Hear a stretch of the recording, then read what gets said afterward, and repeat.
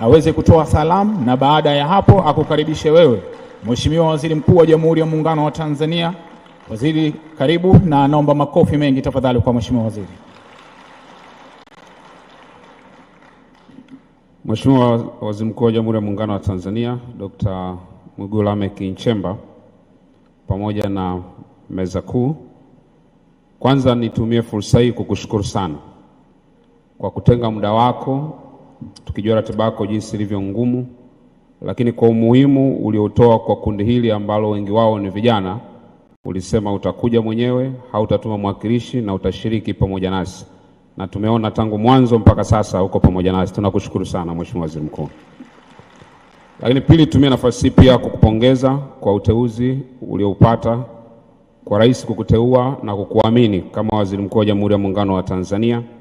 Na kama walivyosema wengine, nami niungane nao, kiatu kimepata mvaji. Umeanza kazi yako vizuri, nasi tuna matumaini makubwa sana na tunakupongeza pia.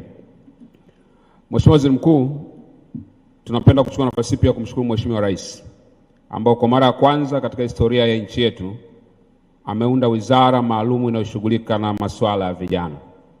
Kwa muda mrefu masuala ya vijana yalikuwa yanashughulikiwa kama sehemu ya idara ndogo, lakini kwa kutambua umuhimu wa vijana katika taifa hili na kutaka kutufanya tuwe sauti inayosikika, lakini pia kushiriki katika masuala ya msingi, alitangaza na akatenda kwa kuweka sisi kama wizara. Katika muda mfupi ambao wizara yetu imeundwa, tulipata nafasi ya kuwafikia vijana katika maeneo mbalimbali, na tulijitahidi sana kwa kutumia falsafa zetu 3 tunazotuongoza, kwa maana ya kufanya mambo kwa kasi, kutumia teknolojia na kufikika.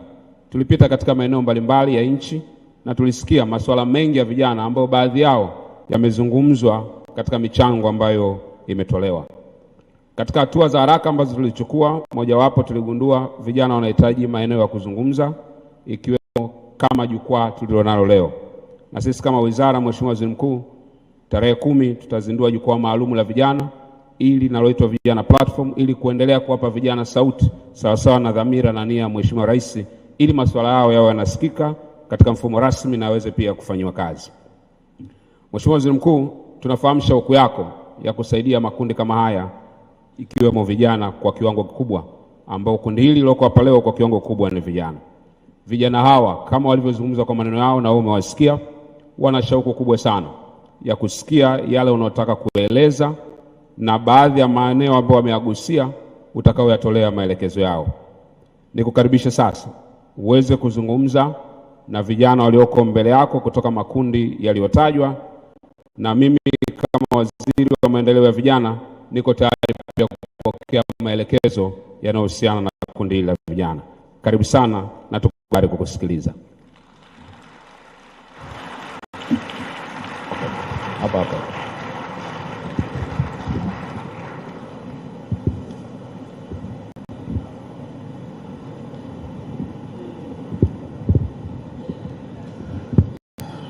Mheshimiwa Joel